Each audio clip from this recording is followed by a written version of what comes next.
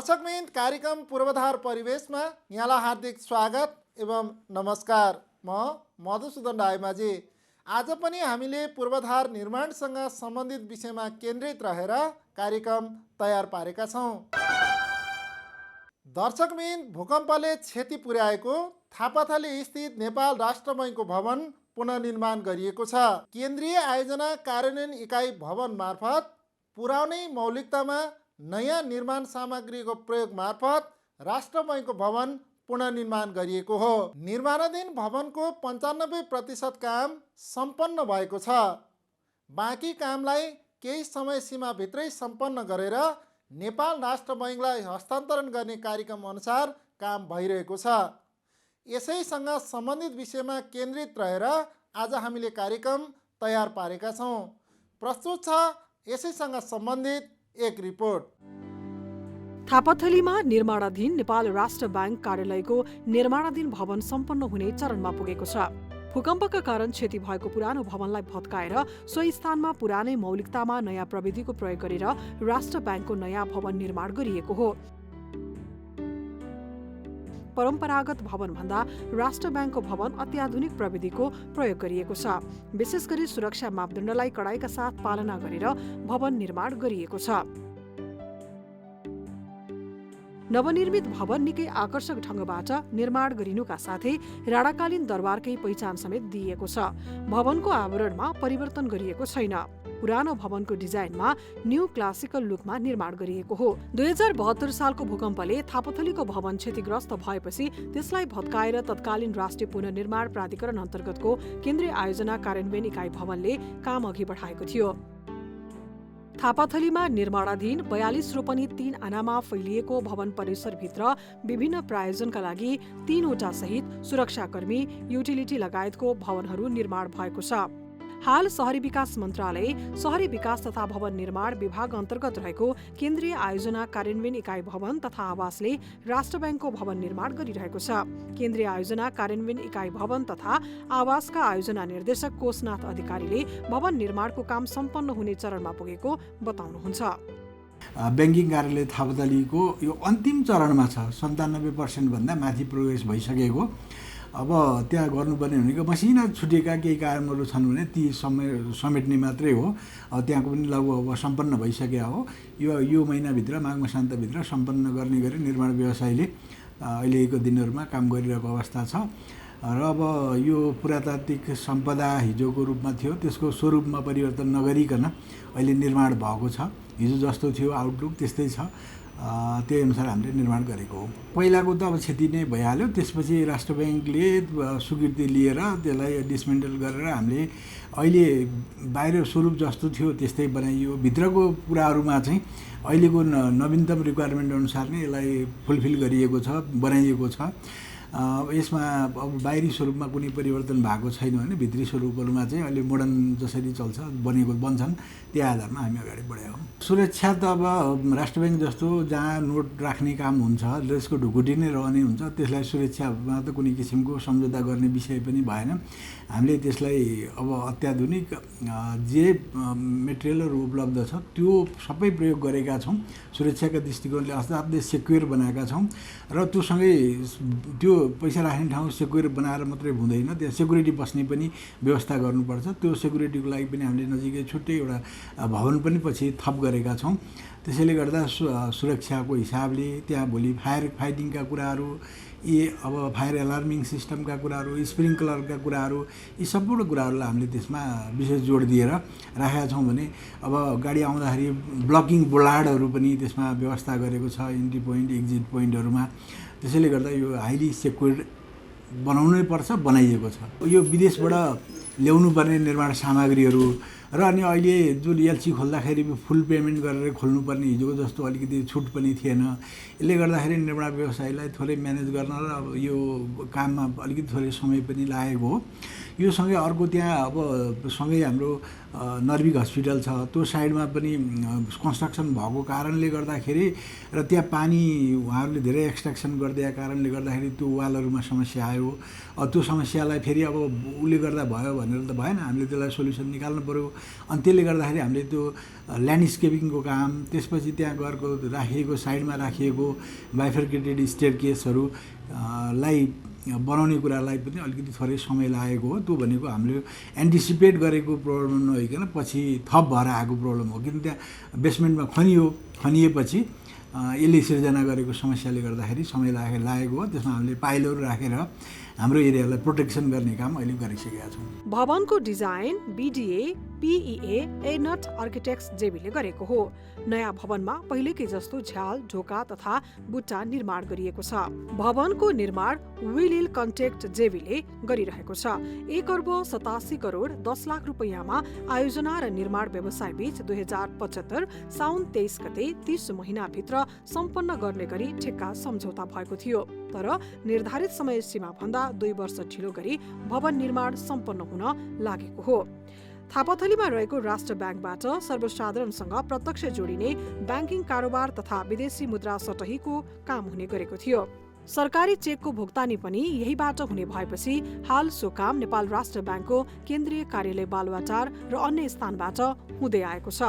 42 रोपनी 3 आनामा फैलिएको राष्ट्र ब्याङ्कको भवनको मुख्य भवन 6 रोपनी 11 आनामा फैलिएको छ। भवन निकै कलात्मक रूपमा निर्माण गरिएको छ। मुख्य भवनको भूमिगत तलामा नेपाल राष्ट्र ब्याङ्कको आवश्यकता अनुसारको ढुकुटी सुरक्षित तवरले निर्माण गरिएको छ। हेर्दा दुरुस्तै उस्तै बलियो प्रशस्तै बनाउनलाई मोडर्न मेटेरियलहरू प्रयोग गरेर गरिएको हो। किन भन्दा अब काठहरूको सामग्रीहरू प्रयोग गर्दाखेरि चुनासुर्खीका कुराहरूमा अलिकति फायर रिस्की हुने हुन्छ होइन। अब त्यहाँ अब त्यो पुराना घरहरूमा त्यो प्रविधि प्रयोग गरेर अलिकति पैसालाई सेक्युर गर्न नसकिने अवस्था सिर्जना पनि हो। अब त्यो गर्ने बित्तिकै भोलि फायर हुँदाखेरि त काठको चिजहरूलाई त हामीले त्यति बचाउन सक्दैनौँ। अब सँगसँगै स्प्रिङ्कलर राखौँ भने घरैलाई अप्ठ्यारो चुनासुर्खीको भवनमा, यो माटोको भवनहरूमा। त्यसैले गर्दाखेरि हामीलाई यो प्रविधिमा जानुपर्ने अवस्था सिर्जना भएको हो। राष्ट्र ब्याङ्कले तत्कालीन राष्ट्रिय पुनर्निर्माण प्राधिकरण, सहरी विकास मन्त्रालयलाई पत्याएर ठुला जिम्मेवारीहरू दिनुभएको छ। हुन त यसलाई हामीले समयमै सम्पन्न गर्न सकेनौँ। यही विषयमा हामीले छलफल पनि गऱ्यौँ। तथापि अब अन्तिम चरणमा पुगेको छ, सकिने अवस्था भएको छ। यसका लागि हाम्रो शहरी विकास मन्त्रालयलाई उहाँहरूले पत्याउनु भयो, ठुलो जिम्मेवारी दिनुभयो। यसका प्रति उहाँहरूप्रति हामी आभारी छौँ।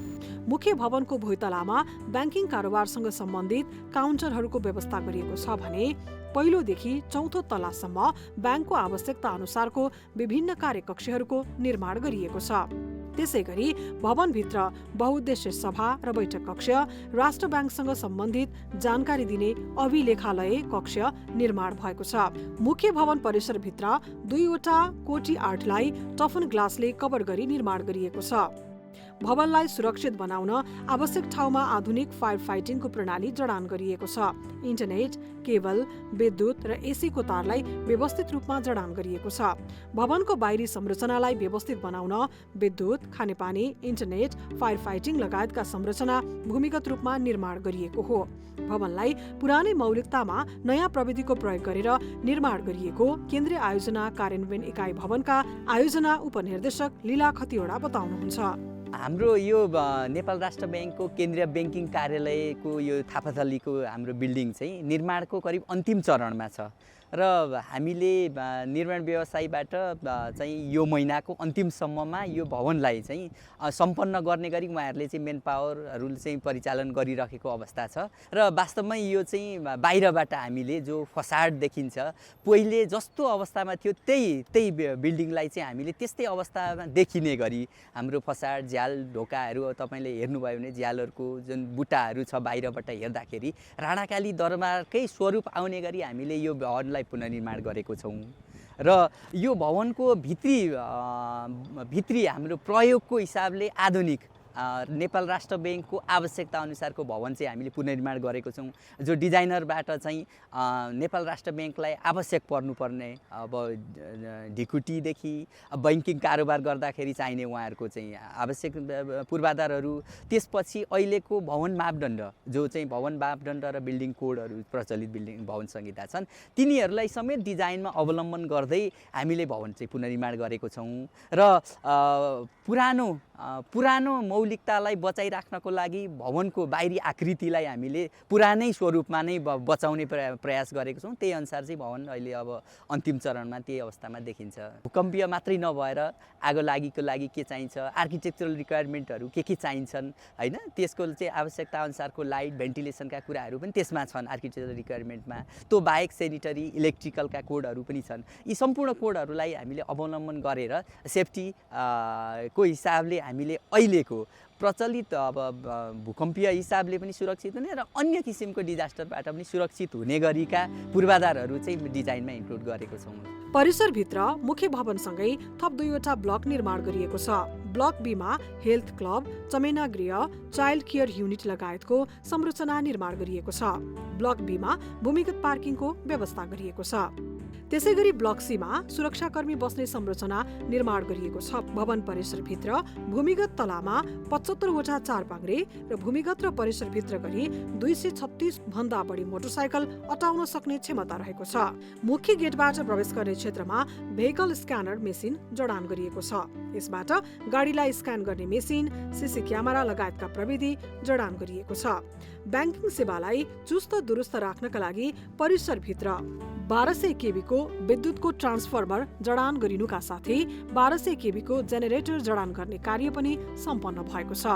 निर्माण व्यवसायी विलिल कन्टेक्ट जेबीका प्रोजेक्ट म्यानेजर अशोक मल्लले सुरुको कार्यतालिका अनुसार काम भए पनि कोभिड र सरकारको नीतिका कारण निर्माण सामग्री आयातमा ढिलाइ हुँदा केही समय लम्बिए पनि हाल भवन निर्माण सम्पन्न हुने चरणमा पुगेको बताउनुहुन्छ। यो भवनको निर्माण सुरुदेखि नै हामी समय अगावै सिद्ध्याउने हाम्रो योजना सहित अगाडि बढायो हो र यो भवनको निर्माणमा 3टा फेज, एउटा चाहिँ यसको चाहिँ स्ट्रक्चरल पार्ट पहिलो फेजमा 18 महिनामा सिद्ध्याउनु पर्ने र दोस्रो चाहिँ एमइपी को कामहरू 24 महिनामा सिद्ध्याउनु पर्ने र त्यस्तो फिनिसिङ सम्पूर्ण काम 30 महिनामा सिद्ध्याउने संयोजन भए अनुरूप हामीले चाहिँ पहिलो फेज चाहिँ 18 महिनामा सिद्ध्याउनु पर्ने काम 16 महिनामै सिद्ध्यायो र त्यसपछि चाहिँ काम निर्माण गर्ने अब उसमै यहाँ कोभिडको एउटा ठुलो समस्या आयो, जसले गर्दाखेरि यो आयोजनामा काम गर्ने सक्ने स्थिति भएन, आयोजना नै बन्द गर्नुपर्ने स्थिति पनि पैदा भयो। त्यसले गर्दाखेरि यो आयोजनाको समय चाहिँ ढकेलिँदै गयो र दोस्रो यो नेपाल सरकारको विभिन्न किसिमको यो सामानहरू झेकाउने सिलसिलामा भएका नीतिगत निर्णयहरूले गर्दा एलसीको कारणहरूले गर्दाखेरि यो समयमा सामानहरू ल्याउनु पनि कठिनाइ भएको थियो र फेरि यो भवन चाहिँ विशेष गरेर अलिकता यो मौलिकता पुरानो मौलिकता भए तापनि आधुनिक निर्माणको लागि चाहिने सिमेन्ट बालुवा गिट्टी अथवा त्यो डन्डी सम्पूर्ण कुराहरू पहिले चाहिँ जुन प्रयोग भएको थिएन ती सबै प्रयोग गरेर बनाइयो र दोस्रो कुरा यो नेपाल राष्ट्र ब्याङ्कको भवन र सुरक्षाको दृष्टिकोणले अति नै महत्त्वपूर्ण अति नै संवेदनशील भएकोले यो सम्पूर्ण यो भल्टको एरिया यो ग्राउन्ड फ्लोर भन्दा मुनि सम्पूर्ण संरचनाहरूमा यो ट्याङ्क बारहरू प्रयोग गरेर अनि फेरि एउटा नयाँ किसिमको कङ्क्रिट यो सेल कम्प्याक्टिङ कङ्क्रिट प्रयोग गरेर बनाइएकोले यो सुरक्षित र राम्रो गुणस्तरको बनेको लाग्छ। हामीहरूको यो राष्ट्र ब्याङ्क यो परामर्शदाता सिएलपिआइयु कन्ट्र्याक्टर सबै छलफल गरेर यो माघको मसान्तसम्म यो बिल्डिङ हामीले ह्यान्डओभर गर्नुपर्ने त्यो स्थितिमा हामी सहमति भएर त्यही हिसाबले हामीले काम गरिरहेछौँ र अहिले चाहिँ लाग्छ कि यो अन्तिममा पुगेकोले हामी माघको 29 गतेसम्म यो बिल्डिङलाई करिब सिद्ध्याएर बुझाउने स्थितिमा रहनेछौँ जस्तो लाग्छ हामीलाई अहिलेको कार्य प्रगतिले। भवनलाई आवश्यक पर्ने खानेपानीको व्यवस्थापनका लागि 80,000 लिटरको ओभरहेड खानेपानीको ट्याङ्की निर्माण गरिएको छ। फायर फाइटिङको लागि 50,000 लिटर क्षमताको अन्डरग्राउन्ड पानी ट्याङ्की निर्माण गरिएको छ। ब्याङ्कको परिसरलाई व्यवस्थित गर्नको लागि फुटपाथ, खुला क्षेत्र, सडक लगायतका संरचना निर्माण गरिएको छ। भवन निर्माणको सुरुको चरणदेखि नै परामर्शदाता र आयोजनाबाट खटिएका प्राविधिकहरूले नियमित रूपमा सुपरभिजन गरेर गुणस्तर कायम गरेको छ। परामर्शदाता BDA, PEA, A-नट जेविका इन्जिनियर सुरेन्द्र तुलाधरले डिजाइन अनुसार मजबुत ढङ्गले भवन निर्माण गरिएको बताउनुहुन्छ। यहाँ सुरुदेखि नै हुँदाखेरि हामीले जग खनेदेखि सबै चिजहरू हामीले गुणस्तरीय तवरले नै हामी गरेका छौँ र कङ्क्रिटहरू पनि हामीले चाहिने आवश्यक कङ्क्रिटहरूलाई नै लिएर हामीले गराइरहेका छौँ र बिचबिचमा हामीले क्युब टेस्ट भनेर हामी त्यो कङ्क्रिटको गुणस्तर ठिक छ छैन भन्ने कुरो 7 दिन, 14 दिन र 28 दिन हामीले ल्याब टेस्ट गर्छौँ। त्यो रिपोर्ट चेक गरेर हामीले त्यसको रिजल्ट हेरेर त्यसलाई एप्रुभल दिने गरेका छौँ। त्यही अनुसारले जे हाम्रो डिजाइनमा आइएको छ, ट्याङ्क बारहरू युज भएको, हाम्रो ट्याङ्क बारहरू पनि युज भएको छ, कङ्क्रिट पनि हाम्रो M35 सम्म कङ्क्रिट चाहिँ मिक्स कङ्क्रिटहरू युज भएको छ। त्यही अनुसारले गर्दा फर्मवर्कदेखि गुणस्तरीय काम कन्ट्र्याक्टरबाट चाहिँ हामीलाई कहिल्यै दुःख दिएको छैनन्। गुणस्तरीय काममा हामीले कम्प्रोमाइज गर्नु परेको पनि छैनन्। राम्रै काम भएको छ, हामीलाई सन्तोषजनक छ। अब यो समयमै सकिन्छ भनौँ होला। अब यो माघ मसानसम्म सकिने अब हाम्रो EOT भएको छ, टाइम एक्सटेन्सन भएको छ। त्यो अनुसारले सक्ला जस्तो लाग्छ, किन म्यान पावर अहिले बढाइरहेछन् र मेटेरियलहरू पनि आइरहेछन्। पोजिटिभै देखिरहेको छु, आशा छ यो सकिन्छ होला। राष्ट्र ब्याङ्कको थापाथलीको भवन निर्माण भएर सञ्चालनमा आएसँगै सेवाग्राहीलाई सेवा लिन सहज हुने भएको छ। दर्शकबिन, आजको कार्यक्रम यहाँलाई कस्तो लाग्यो? सल्लाह, सुझाव र प्रतिक्रिया दिन नभुल्नुहोला। आजको कार्यक्रमबाट म सहित हाम्रो सम्पूर्ण टिमलाई बिदा दिनुहोस्। नमस्कार।